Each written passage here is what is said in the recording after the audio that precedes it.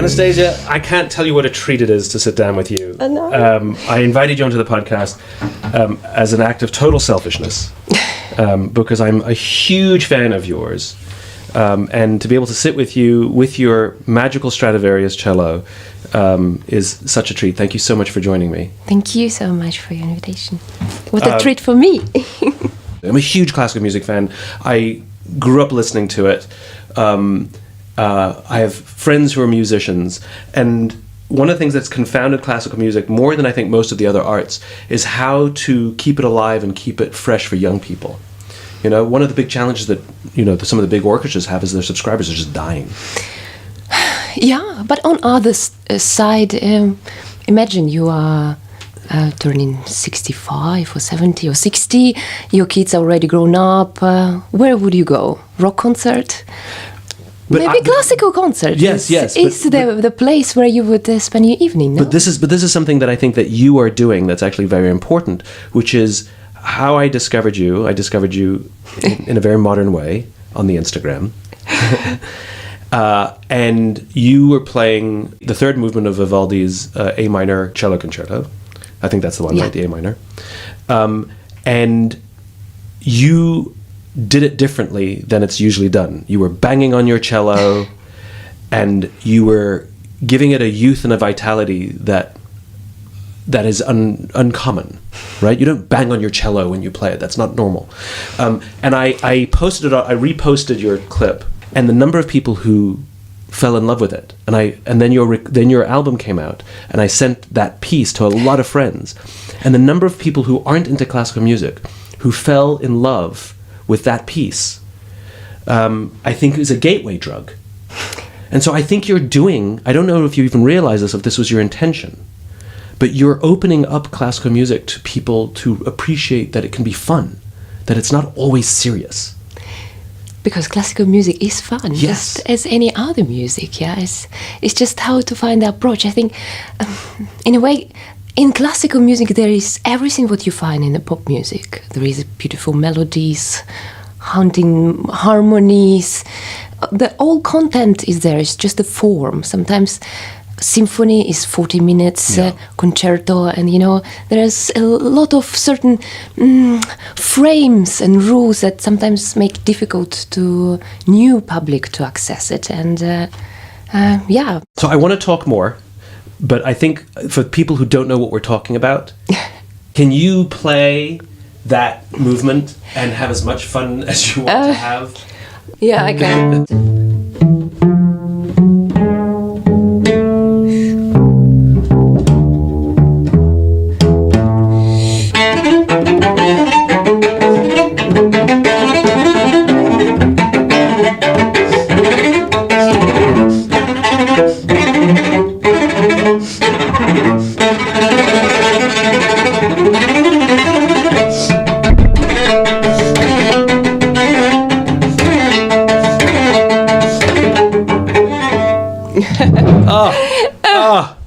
Yeah.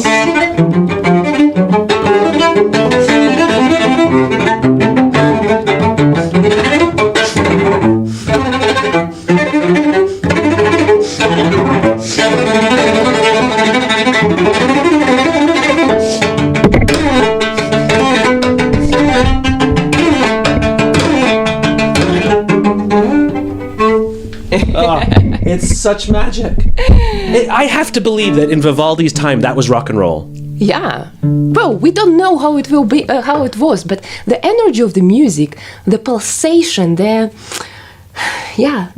carrying waves of music, they're almost physical, yeah. Yeah. And it's the best. It corresponds to us, the humans of today. Yeah. When did you start banging on your cello? Because I wanted to play a percussion instrument, and it's just, that just came naturally. We were jamming with the orchestra and recording this movement, and I didn't know how it will turn out, because everybody just suddenly we got into this flow of improvisation. Yeah. And the violins were adding some trills over there, and suddenly I found myself just doing. And it was just the music that was inviting us to add more, to get free of the rules, of the frames. Yeah. So how old were you when you started playing cello? I was 4. It was a baby cello, and I was just basically, I didn't like to play with the bow. It was too boring. So I was just playing the pizzicato and singing to it. And your dad's a composer, right? So you grew up with music in the house, obviously.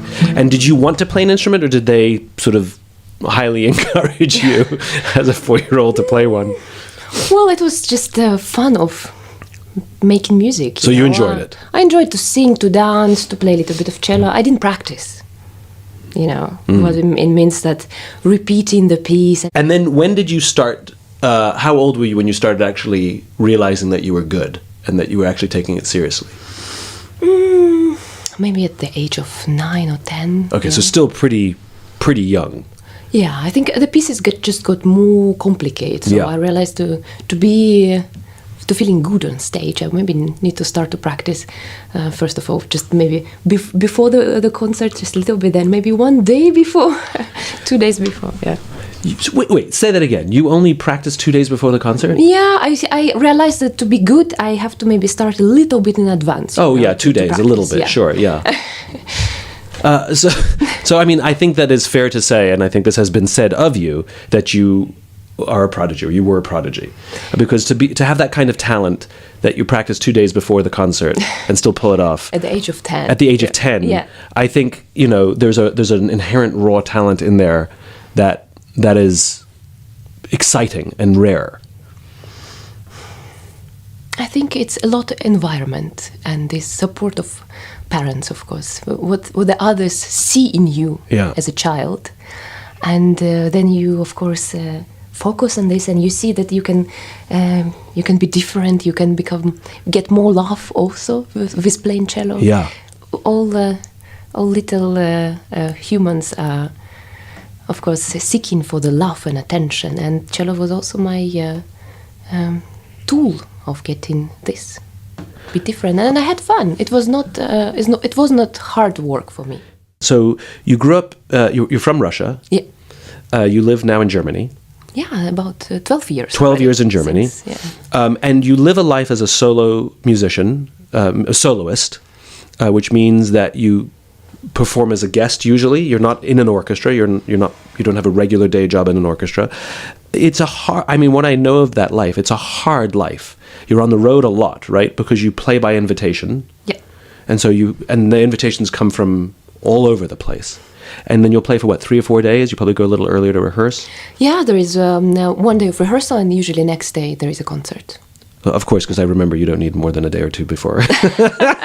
so you stay just like this. So you come for a day before for rehearsal. Obviously, if it's a difficult piece, you'll do some work before. Yeah. And then you have the performance, which is between 1 or 3 performances.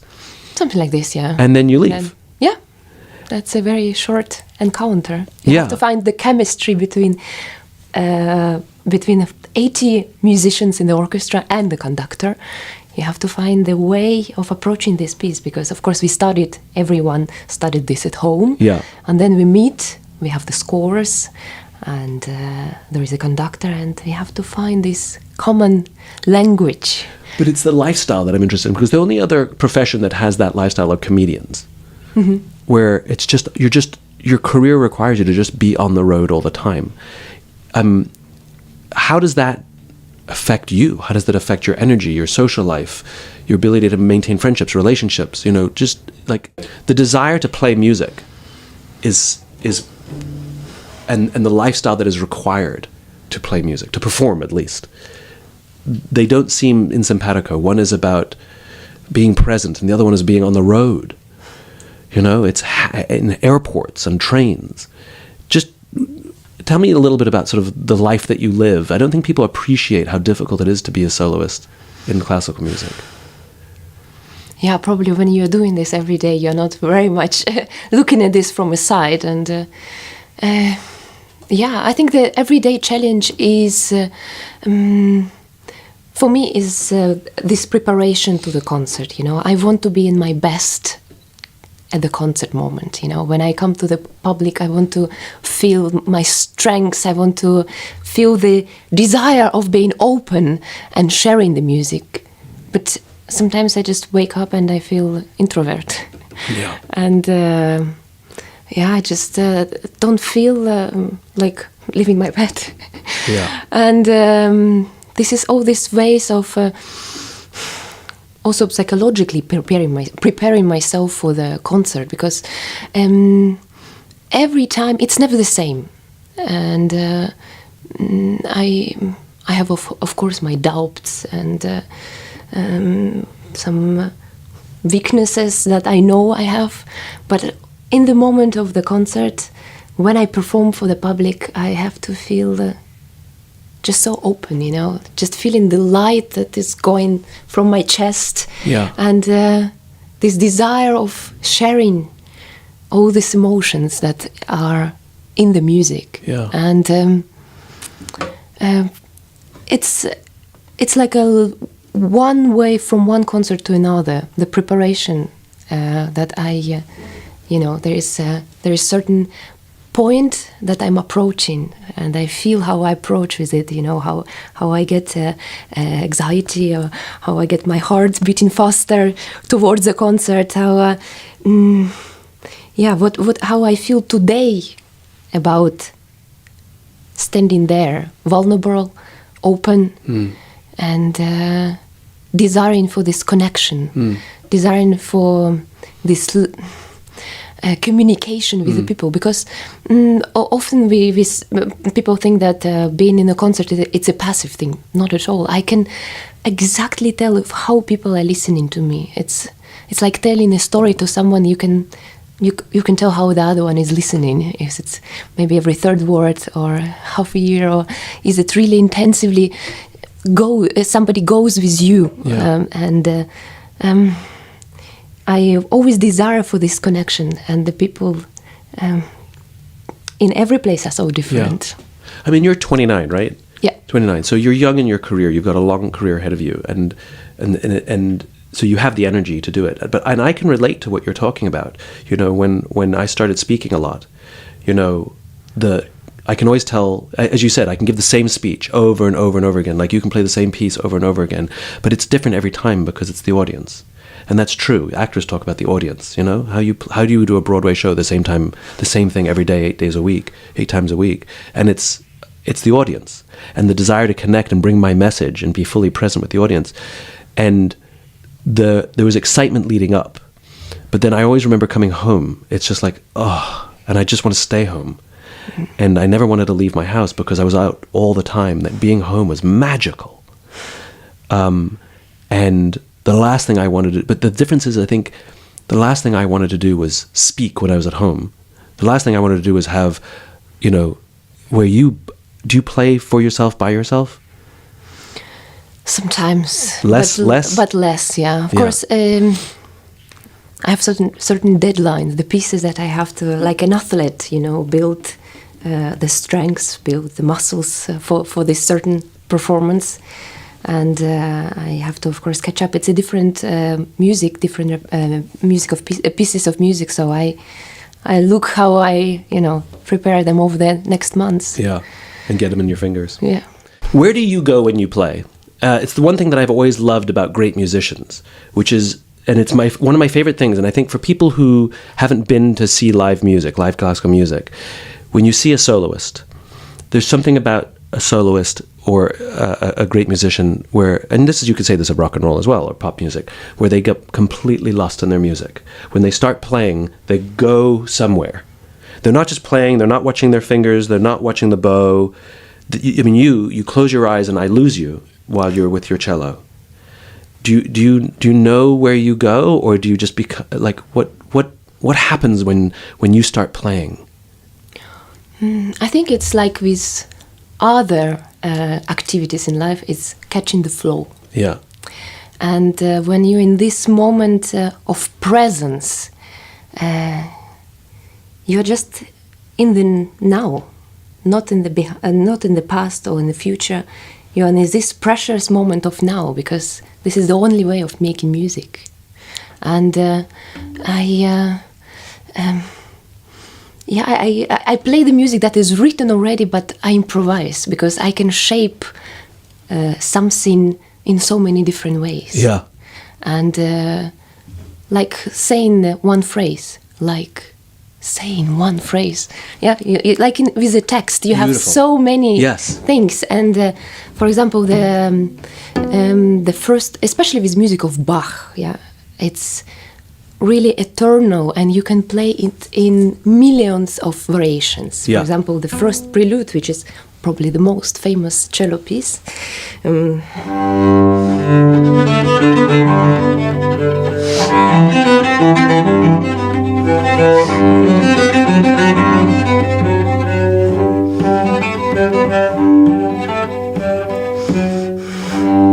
I can play it completely different. I can play it.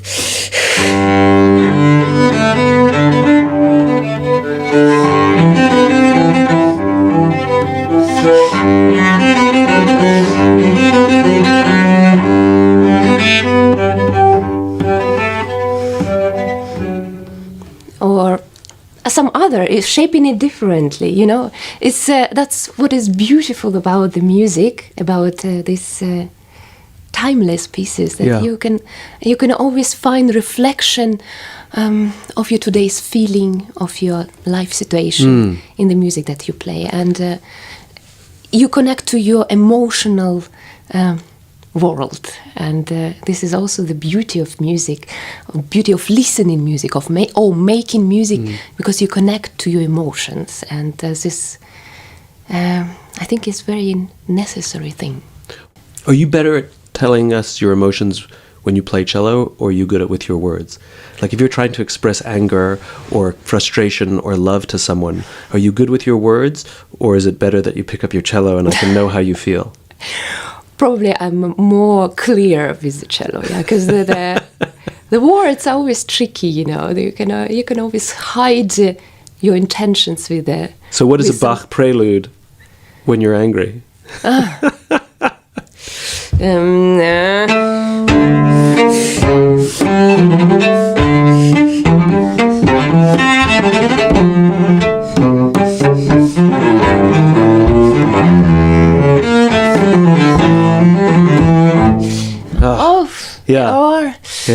Well, it's hard to shape probably the first prelude. Of course, because it's luscious. It's so peaceful. It's so. Of course, you find the music that fits the mood. Yeah. Of course. Oh, Shostakovich, it's always.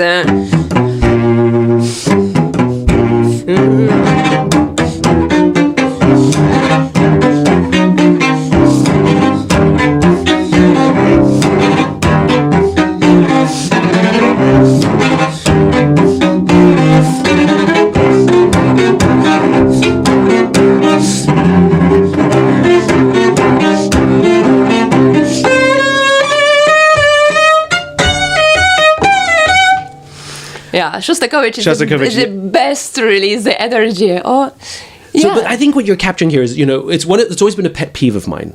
When I say to people, oh, I love classical music, and they say to me, oh, I love classical music too, it's so relaxing. And I was like, no,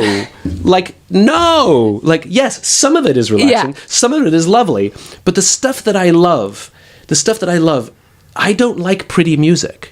You know, I think that we can just take the major key outside and shoot it. I love the minor key.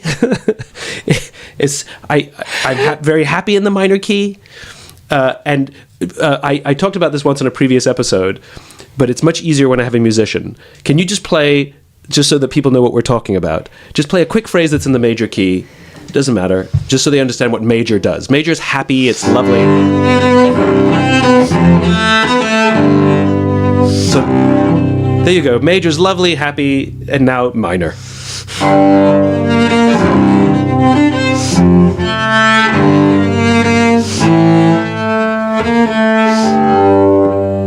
More brooding, more serious.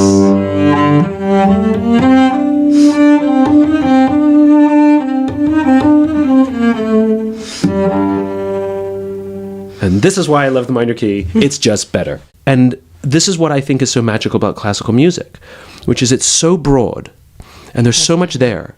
There's stuff that's easy to listen to, there's stuff that's difficult to listen to. That's stuff that you can put in the background because it's just pleasant, like Pachelbel, blech. Major key. And there's stuff that literally you have to concentrate because it's really hard. Shostakovich is hard to listen to.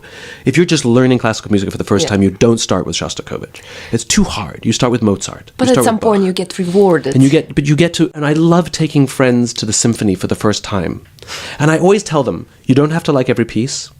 You don't have to like every movement. I love the Beatles. I don't love every piece on every album, right? You find the things you like. And it's like going to an art museum. You don't have to like every piece of art in the art museum. Find the piece you like and say, I like that one. And then find out who made it. And then go look at more of their work. And then find out who was making work at the same time and go look at... It's the same with music. Absolutely. It's an exploration. Exploration, to find what is reflecting in you, what is evoking your memories, your emotions, how this music corresponds with you.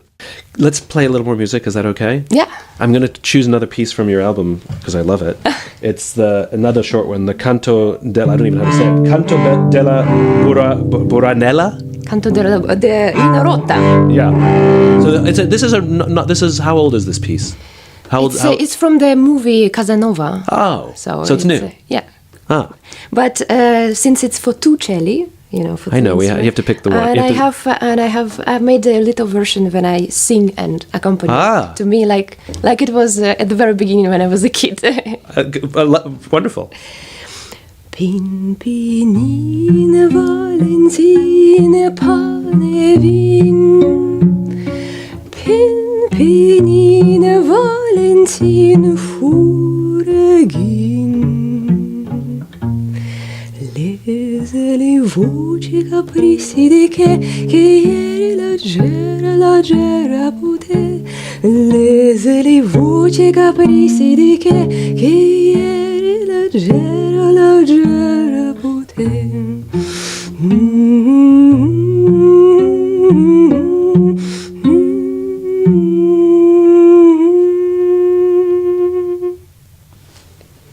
So good. Just a little Venetian song. It's the thing that is unusual about your album as a classical music album is it's rare to have one movement on an album. Usually it's a whole piece. And for people who so classical music, a symphony usually has 4 movements, a concerto usually has 3 movements. Is that right? Yeah. Usually, not always. But, and the 3 movements, one is fast, one is slow, one is something else. And you don't necessarily like all the movements, but they always make sure you have all the movements on the album. You didn't do that. Like that Vivaldi, for example. You didn't put the whole piece. You put one movement.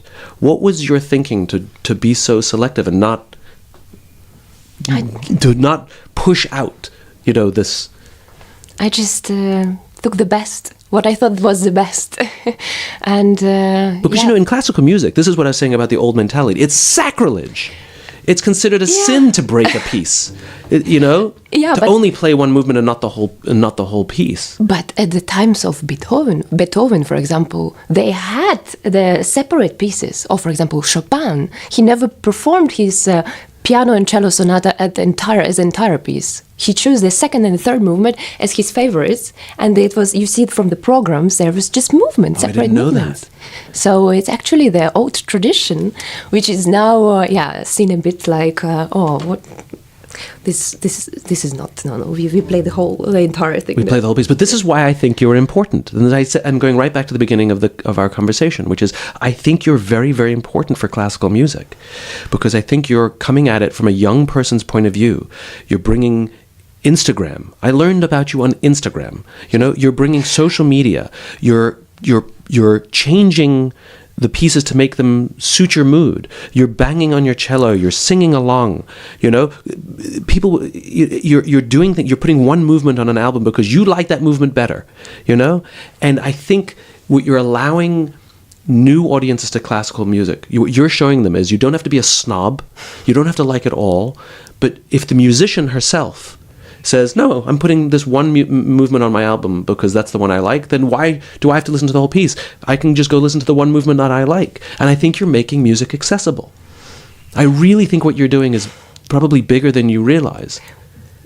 Indeed. I never thought about this, I was just doing what I felt was fun for me. Yeah. You know, it's what you said. It's about the album. It's like playlist. You know, you put the things that you like, and what I took this album as a playlist also to create something, a little Venetian portrait of music that I thought was presenting it. That's genius. That's exactly what you're doing. In a playlist society where we don't even buy albums, we buy songs. We don't even buy music, we stream it. Yeah.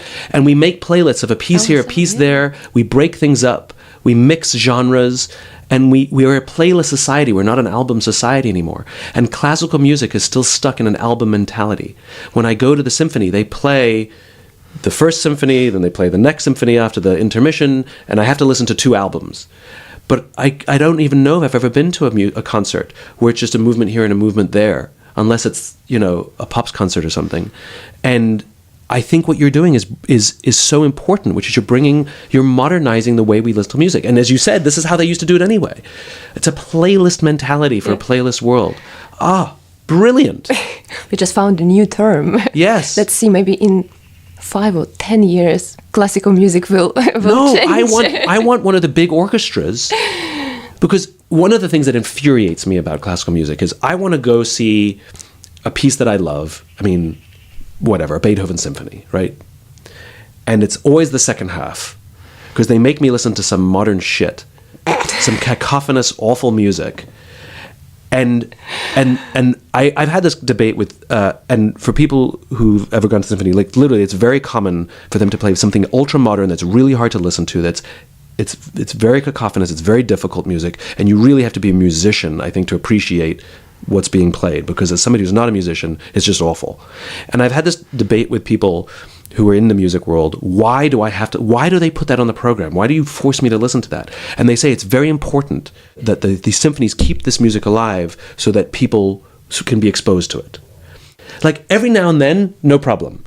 But it's too much. And so when I try and bring people and introduce them to classical music, so much is difficult to listen to, and it's not fun. I don't know. You're looking at me like I'm crazy. No, it's just that I want to say something in completely defense disagree with, of contemporary music. By the way, I don't dislike all contemporary music. I like a lot of contemporary music. Yeah, but it's like the art. It's the cacophonic stuff. The cacophonous stuff. What's the word? When it's not a nice melody.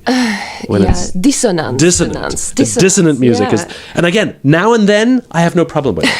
It's that it's too much on the programs, which is alienating people from coming to concerts or coming back again. What about contemporary art? It's so difficult sometimes to connect to certain oeuvres, to certain installations. Yes, but I could walk past that in the museum and then go look at the thing that I like. The museum doesn't force me to stare at it for 25 minutes. Good point. I'm not against it. I'm just against, like I said, if they're going to experiment and do new things, if that's their argument, right? Then why not play the whole first half of a concert? A movement here, a movement there, thematic, Venice. A movement here, a movement there, just like you made an art argument, a good curation is a piece of Picasso, a piece of Chagall, and it's a statement of a theme, of an idea, of a feeling told with many artists. So why can't we do that on a stage? You did it in your album. Why can't we do that on the stage? Well, I hope that some music directors are listening to us. Yeah.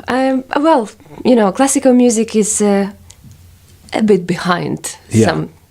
The other arts. Yeah, the other arts, and there is a lot less experimentation on a big stage. Yeah. Because maybe classical music is a definition of tradition. But and there are some good things about traditions, but there are also, I think this is the good balance there needs to be a good balance between mixing the tradition with the new ways, new approach, new ways of presenting it to our modern times. I think you said it best, which is before we turned on the microphones, before we went live, we were talking about your cello.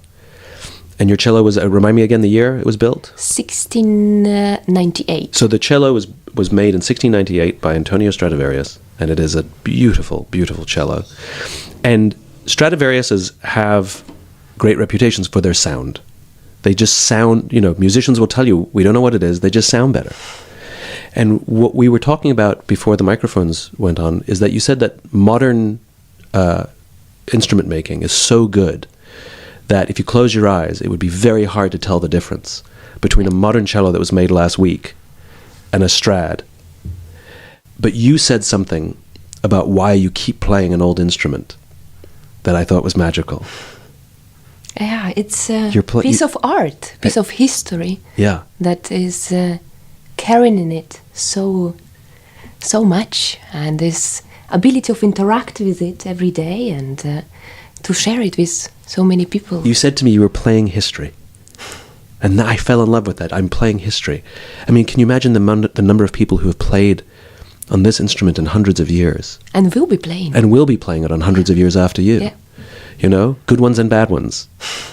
And you're playing a piece of history. It's not just the sound. It's what it represents, which I think is magical. But you said it right, which is, and we have to update it. You're banging on a Strad, as well you should. You've been so gracious to play a few things that I've asked. Like when I write books, I don't have any desire to write unless I completely obsess about an idea. And when I'm obsessed, it's all I want to talk about. It's all I want to think about. It's all I want to read about. Then I was like, oh, I'm probably going to write about this at some point. Do you obsess about a piece? Do you become? Because I can become obsessed about a piece. Like I've listened to your Vivaldi, the third movement. I cannot tell you how many times I've listened to it over and over and over and repeat. And like I'll go a week, and that's the only thing I'm listening to over and over and over again. It's obsessive because it's so good. And by the way, I went and listened to other versions. Yours is the best. It's so good, right? It's improvised. It's so good. Whatever. It's so good. And I've gone and listened to the one on Instagram as well because it's different, and it's so good. Your interpretation is so good. Do you also become obsessed with a piece or a phrase that you just can't? Yeah. Of course. Something that is, I think it's very much about how I feel in this moment. Yeah. Because we find this, how to say, like a music track of the life, of the certain period of life that is just fitting the best. What are you obsessed with right now? What's the piece that whether you're performing it or not, whether you're recording it or not, it's the piece right now that when you pick up your cello and you're just sort of getting ready and you're warming up your fingers, it's just the piece that you can't. What's the piece that is stuck in your head right now? If maybe you don't have one, but I'm so curious what's stuck in your head right now.